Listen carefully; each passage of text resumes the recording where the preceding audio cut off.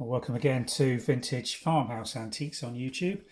I'm going to show you this little Royal Albert Old Country Roses sugar bowl, actually made for the coffee set. So the coffee pot would have been sold with a little quarter pint milk jug, this small sugar basin, which could have been used for either sugar cubes or loose grain sugar, and the demi-tasse small coffee cups as well. So the teacup sugar bowl, which was sold with a teapot, is a scale up from this. Just let me get my hand in there so you can get a feel for this. All the measurements will be on the website in absolutely fine condition. As you can see, the glazed reflection in the base.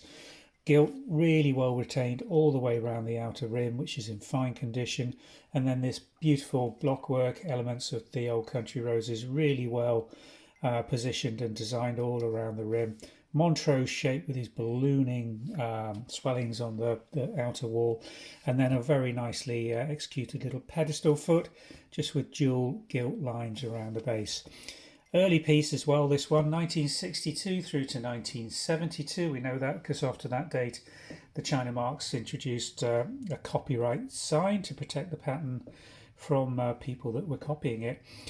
So this is an early piece before 1972, and that will certainly make it a little bit more attractive to collectors who are after the really early original production runs of Royal Albert. But it didn't really change apart from the copyright being added to the base until 2004, when production got shifted over to China.